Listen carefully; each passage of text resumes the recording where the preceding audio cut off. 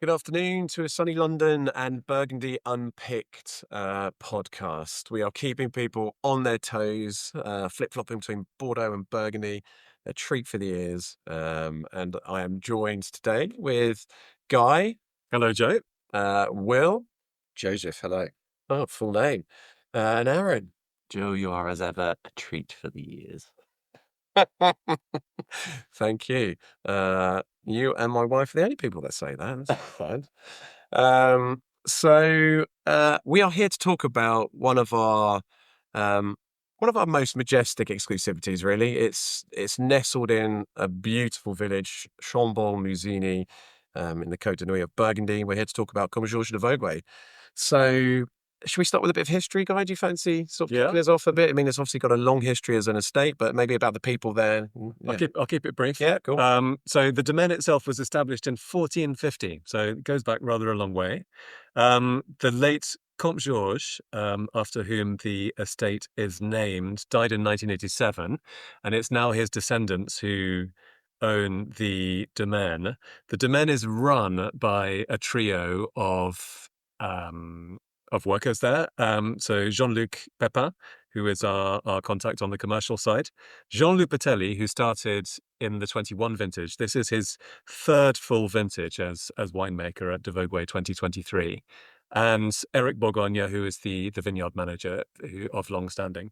The 23 vintage, it's makes a nice change, actually. We've just been recently discussing the 24 growing season in Bordeaux, and 23 in Burgundy could not be more different. So we go back to the world of joy, climate change, sort of some of those sort of things creeping in.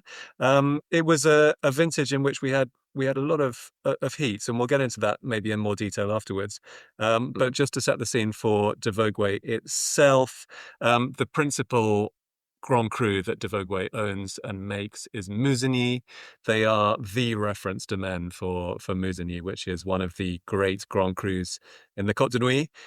They own around 2/3 of the total vineyard. So, they make a range of wines, but really the name de Vogüé is all but synonymous with Musigny. And that is something which we can explore in more depth afterwards. We tasted back in the November, I think it was, wasn't it, at the end of last year, and it was wonderful. I mean, the two vintages, 22 and 23, which we've now tasted in successive autumns, were an absolute joy to taste, and they're both two very, very high quality vintages. They've obviously adapted quite nicely in the cellar as well, Guy, because if I recall, there's a bespoke sort of laptop table that they've bolted onto one of the barrels for you. It's wonderful. I wish everybody could do this. If there are any other Burgundian winemakers listening, laptop tables is the way forward. Yeah, blueprint at de Vogüé. Go check it out. Well, before we maybe getting into the wines in 23, should we have a little bit of a sort of recap? The enthusiasm for de Vogüé, I think, within Corny and Barrow, certainly you can feel it within the sales team. And Aaron, you're good to hear your voice on it, certainly because of not being with Corny and Barrow coming up to sort of 2 years-ish. So it's all about the new blood that's come in, the changes that have been made for me, and how that's sort of filtered through to the wines. There's been a lot of investment in equipment, in changing equipment, from small things such as they're now using the just modern picking crates within the vineyards, which is obviously allows grapes to be sort of handled. The fragility is a key aspect, and so to keep them structurally as perfect as possible pre-winery work, all the way up to tanks, barrels, and the more expensive side of life. They've also brought in a whole bunch of fermentation. Where my real excitement sort of lifts is the work in the vineyards. I think Eric Bourgogne has been there a long time, but Jean-Luc Pépin is clearly very keen to work with him alongside. They now have already undertaken and doing more and will continue, a bit like Sylvain Poutier did at Clos de Tar. They want to understand their parcels of Musigny more, and like you said, almost 70% ownership across Les Musigny and Petit Musigny, and they want to understand the plots they've got, break them down, vinify them separately, and ultimately understand the components that go into what is considered by many the most wonderful, ethereal, and structured combination of Pinot Noir that, Grand Cru Burgundy can deliver. And I think the more they get to understand and break it down, which they never did before, the quality of these wines are going to rise. And before we go into our own assessment, we're not alone in this thinking. There's very public documented opinion out there for you to see as well, where others are equally as enthused and enjoying the wines on a sublime level as well. So Jean-Luc Pépin, great addition clearly to the team. Onto the 23s, as the vintage. They were, I don't think we'll go too much into the vintage report. We've discussed a lot, and you've probably listened to a lot of them already if you listen to this 23 one. They use green harvest for a lot of control to control the yields. Their harvest started a week later than 22. They had a great phenolic ripeness. They use a soft extraction, a much softer extraction now as well, to get that sort of more ethereal, delicate, perfumed style. Whole bunch of character, as we mentioned. I think one point of note, harvest took 7 days, and this is just from my own notes when we were there. And I remember John was saying, wasn't he? He did a little speech when they finished harvest just to sort of say thank everyone. And the rains started and the heavens sort of opened up and they stopped picking. That happened on the 13th of September. And they had picked all of their holdings before then. So whether that's a factor or not, time will tell. And we'll have to sort of bench it against those who... All rather biblical. It is rather biblical, yeah, indeed. Oh, I feel there. A little bit biblical on it, some sort of prophet with Musigny charging through with de Vogüé rising. Anyway, so should we go on to the wines themselves? It was Guy, myself, Bryce was there tasting, and Adam. And I think the Chambon Village we can start at. It's charm personified, really. It's got that lovely perfume, sort of delectable sweetness running through the wines, and the whole bunch character allows a much more of a intense floral element that comes from it. And that wasn't always the case, I found, to begin with. And I think once we've talked about the specific wines, I'd love to chat and get your guys' opinion on how we think these wines will age, and how we feel they are. But I'm conscious I've been speaking. I'm more than happy to continue on. But the Chambon Musigny Village I thought was a lovely sort of cheery, joyful place to start, and we moved on to the next in the range. Yeah, I agree. I mean, I think just on the Chambon, before we move on, the village bottling, it actually contains 15% of Premier Cru, including Les Bordes and Les Fouets. Those are the two Premier Crus that go into the village bottling. Fouet, not bad to add into your village bottling, is it? Yes, exactly. Serious bottling by some people, yeah. Yeah. So, that's an indication of what the level of quality that we're looking at. And one interesting thing in terms of the order of tasting when you taste at de Vogüé is that Jean-Luc Pépin has now he's varied the order in which you taste the wines. So you start with the Chambon Village and then you go to the Bon Mar. Yeah. So stylistically, he believes, and I think he's right, that they have a lot more in common than the other side of the village. So sort of Bon Mar is right beside Clos de Tar at the northern end of Chambon-Musigny, and it's a more demonstrative, more forest fruity, more violet and blackberry. There's a lot of sort of darker fruit in there, and it's quite different from the very limestone, nervy style of Amoureuse, for example, or the Premier Cru, which is made from the young vines of Musigny. So stylistically, that's quite an interesting interpretation from Jean, and I think something which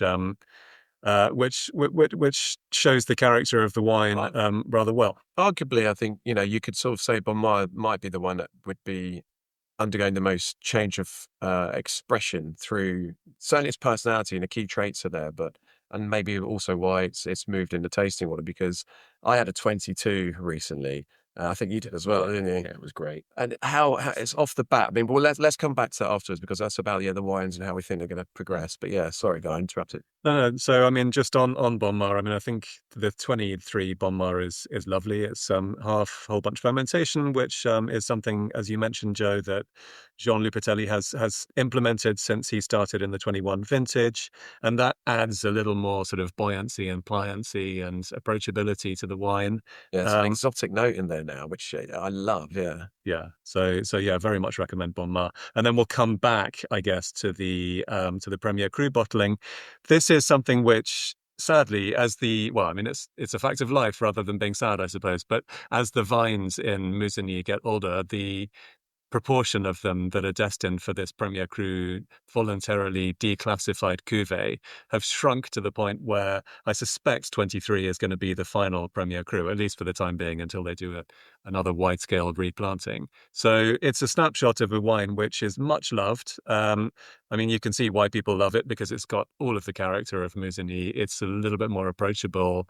It's cheaper, obviously. So, you know, there's a certain angle there. And if this is to be the final Premier Cru, certainly for the time being, then what a way to go out. I mean, it's just kaleidoscopic and so chambol, but so profound. Yeah, that wine I think has been a bit of an insider's one for so long. Obviously, it's been younger vines of Musigny Grand Cru, but I think they said, and I'm pretty sure, you know, John was saying that they've replanted some of the Musigny at the Le Musigny side next to Amoureuse, haven't they? Where last year, so that's obviously going to go through a bit of a fallow period and a sort of a regenerative part, and then 3, 4, 5 years down the line, we should start seeing some Chambord Premier Cru coming from the Musigny plot next to Amoureuse. So that could be an absolute gem, because I'm already picturing that sort of elegant, high lifted, sort of really young. I can tell from your facial expression you're sort of geeking off on this one.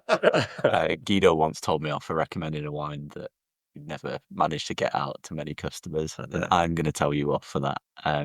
I may even send a letter to de Vogüé and say, I think that you should only sell the Premier Cru Chambol to restaurants like DRC do with Duval Blanchet, because it is so hard to get hold of and everybody wants it, and it's an amazing wine. I would argue that would be unhelpful. P45 is the pipes. Doug is so great.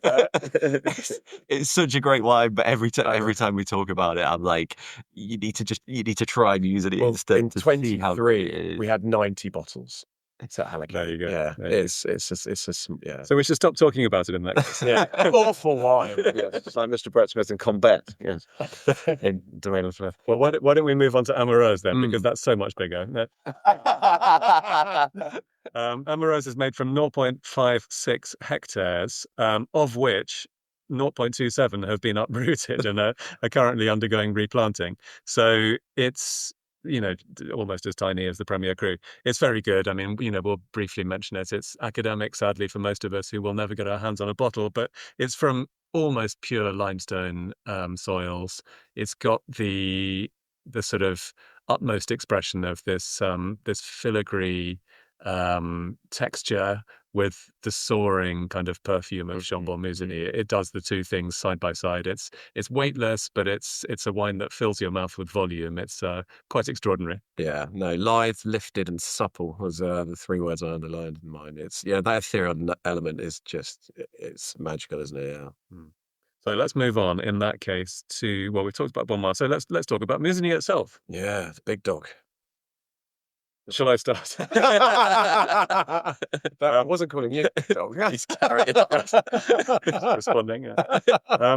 Okay, so Musigny is vinified plot by plot now, which is another thing that Jean has instigated, and he makes 7 different cuvées of Musigny. And the one thing which you do now do when you taste there, which we didn't previously do, is to taste from barrel, and you can taste the individual building blocks. Brilliant. We didn't taste all of the 7 cuvées when we were there in November, but we tasted the ones that he believed were most representative of the character of the wine. And it's stunning. It's a bit like putting a jigsaw together, and you can see how this is the heart of it. This is the top notes. This is the bass. You know, it's almost like constructing a symphony. And this is the real art, I think, of the winemaker as well. It's picking out these different different sort of components in your wine and master building them all together. Yeah, I mean, I really highlighted as well. There was just this perfectly ripe level of fruit in 23, showing within the different barrels that we tried, which was very much consistent. But what I love here is that mineral presence. That there's almost some of them gave it more of a stonier feel, and I don't know, maybe if it was the terre rouge character coming through and giving a sort of a rounder, broader shouldered, but ultimately you've got that thread of sort of chalk driven and saline esque notes just sort of underpinning it all, and I think that's where it really becomes the most prominent in all of de Vogüé's wines now. And when you add these as you said, as you start putting these pieces of the puzzle together, where they're really understanding their terroir more. They know if they need to alter élevage depending on which plots they want to use. They know whether to pick certain plots at certain times and how to manage the vineyards within them. You're getting that perfect phenolic ripeness within each of these plots. So that does where I think that level of pristine fruit. And honestly, it was glorious in 23. Then when you throw in that whole bunch character, it makes for this most, I would say, exotic and enticing style of Musigny, which now, hand on heart, needs to be talked about with the levels of Frédéric Meunier, Georges Roumier, Groffier is maybe the ringer really now, that the obvious ringer in those, because the changes here I've elevated them, and I genuinely believe that's the way people should be looking at these wines when they're thinking about buying them. It's that word enticing as well that you said. Some of the producers that you mentioned, you have to wait so long for the Musigny to be coaxed out of its shell, especially something like Roumier. Roumier 90, stunning, but you've had to wait so long. It's not the case with these wines. Whenever we taste them, they are super delineated. They are quite showy, but there is a real presence there, and that elegant and enticing nature. Yeah, it's change. That's a good point, Aaron, and I think it's worth stressing that is something which has developed. There's an evolution at de Vogüé, that sort of earlier drinking approachability that Musigny does now have, and I think it takes a long time for a wine to get a reputation. De Vogüé's Musigny has been around for longer than most, and it's true that it went through an era of being a very long-lived wine, and a wine that you had to be very patient before opening a bottle of. That's no longer the case, but it will take a while for the reputation to catch back up with the reality. The fact that they're using 50% whole bunch fermentation, the fact that they're blending in a far more nuanced way than they ever used to, is contributing to this accessibility of Musigny. And I think that's something that once people do get these more recent vintages out of reserves and start drinking them, they'll be pleasantly surprised. Yeah, indeed. And Neville and I were having a conversation about this on Monday. Yeah, Monday. Exactly, conversation, because, okay, hand on heart, we were asked by the customers, how do we feel these wines are going to change? How are they going to, characters develop during bottle age? And we don't exactly know, but we've got a very good idea. We can certainly give you, an honest assessment of what they are in barrel and what they are now, which is why we're trying the 22s. The 21s are so tiny, you've got to really try and keep those cork pulling sessions few and far between, otherwise they'll all go pretty quick. But I believe you could almost think, we've got plenty of other domains we work with that use whole bunch fermentation. Some in slightly more, fragrant styles than others. One that I think has, if we were to talk about DRC, for example, and you were to talk about Richebourg from DRC, where you've got this sort of more muscular terrestrial style. Now, Musigny is, on the whole, a more, I feel, sort of Ariel and ethereal sort of character of wine, but it's not. It's a combination of both, really, because it's deep rooted and within two very big soil types that run through the bedrock of the vineyard, across that 10.5 hectares, whatever it is, overall. And for me, it's sort of, I kind of think it'll age akin to how DRC Richebourg ages, which is these magical wines are into a new level where they will open up and show true greatness in early stages. So the first 3 to 6 years of its life, depending on the vintage. Then it may shut down again and then re-emerge with even more, feathers to sort of peacock around and show different depth and complexity. But there'll be some vintages where I actually genuinely believe they'll probably will stay open. And I suspect 21 might be one of those for de Vogüé. They was, on when we did the tasting in London with dinner with Jean-Luc Pépin, we did an older vintage dinner, but we started with that masterclass of 21s. They were even more sort of light-footed than they were when we tasted at the Domaine. So it's an interesting one to see how they will. I think that's how I would sort of encourage people to think about it. I mean, I wondered if you were going to get through a whole podcast without using the iron fist in a silk velvet glove. Sorry, silk velvet glove.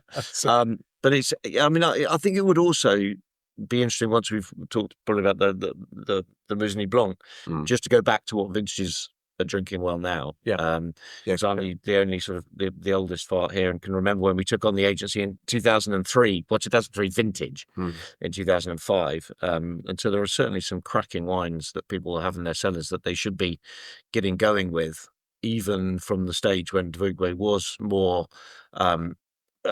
robust, maybe should we say, and needs the age, because it's, I mean, the terroir wins out on those wines. But anyway. Yeah. Well, let's do that in that case. Why don't we talk about Musigny Blanc and then we can move on to some vintages. So the white Musigny, it's a real quirk in the classification system. The fact that you can plant Chardonnay and call it Grand Cru Musigny Blanc is rather wonderful. And it's I don't want to use the word unicorn wine, but there we go. I've used it now. It's made from 0.65 hectares. The average vine age of the Chardonnay is 25 years, and it was replanted. So there was a period of time where it went through. It was called Bourgogne Blanc, and confused no end of customers who couldn't understand why it was quite so expensive if it was a Bourgogne Blanc, but then tasted it and realised that, wow, this is the best Bourgogne Blanc I've ever tasted. It has now, as of several years, 15 was the return to Musigny Blanc. Yeah. I think the last Bourgogne Blanc, the first Bourgogne Blanc was 95 or 6, around there, I think. That's right. So since 15, it's been back to Musigny Blanc. And I mean, the one thing that amazes me about it is that you get this character of the Musigny vineyard, and it's done through the prism of Chardonnay rather than Pinot Noir. But beneath the fruit expression, you can see this chalkiness, you can see that texture, you can see the power of Musigny, and it's rather wonderful to see that it is this terroir which wins out regardless of it being a different color and a different grape. Yeah, second everything you said on that, especially the tasting note. Yeah, there's a lovely sort of fruit profile in 23 around sort of stone fruit, but with that sort of texture, and there is that sort of a blossom character. It's shepherded by this sort of chalky note which just resonates vibrantly through the wine, and I just love it because it's this is an amazing expression of what Côte de Nuit Chardonnay can do in great terroir. Like it's, you don't get that elsewhere. And how cool is that to have? A, it's brilliant and cool to have, but B, to have it with quality actually delivering. I know you were at a lunch where it was shown and there was a wine critic there who hadn't had it for a little while, and he was served blind. He was just blown away. He said it did something to him. Oh, did it point to where on the? No, but I think it can all remain anonymous. But it is completely apart. And I guess the nearest, what's the nearest white? Nuit Saint-Georges Blanc? Clos Vougeot? Yeah. But I mean, it is a real outlier, and it is. And so I mean, I do. I think we can honestly hand on heart and say this is now a combination of rarity, but rarity meeting genuine brilliance as well within the wine. Yeah, when it's young, I find it almost has more in common with great Chablis than it does with the Comte de Vogüé somehow. But yeah, with age, it's hard to place blind. It's a bit of a nightmare. Not easy. That's the 23s. So as of listening to this podcast, you would have seen the offers through emails, we're talking to your sales guys through social media, on our Burgundy Hub online. And we have allocated the wines. But I mean, do get in touch if you want to register any interest, move forward. We've got older vintages, which also we can talk to you about now and on what's drinking well through our breaking list. But this is a domain that you want to, if you used to if you used to be a sort of a regular customer and you maybe felt that you've had too many vintages, jump back in because these are so stylistically different. If you felt that, the wines that take too long to come round, jump back in because, as we said, these now drink early and age. And if you're brand new, well then, you've come at a great time where the domain is in a real new period, and maybe look at some of the older wines on a breaking list. Yeah, I think if, people looking to get into Burgundy, or even saying Burgundy's Burgundy, what changes, if you want to see how sort of cutting edge winemakers, vignerons are in Burgundy, by Dugat P, Domaine Trappé, and de Vogüé, you will see Interesting. some stunning successes and how much Burgundy has changed even in the past decade. There is so much to enjoy about the wines. Lovely. Just got a thought. I was going to ask where, if de Vogüé was a chateau in Bordeaux, which one would it be? But anyway, I think we can come back to that at some point. But look, a vintage I would really recommend people try if they've got it is the 08s. The 08s are delicious. Bonmar 08 is a real sort of pet favorite of mine. I think the 12s that I've had have been really, really good as well, and 13s even, because they did pick a little bit later in 13, and the wines drink well. I think there are quite a few vintages which are in that dormant phase, which you talked about. I haven't had a 17 of any description for a while, but most 17s I just adore. So it'll be interesting to see. But I think vintages like 15, 16.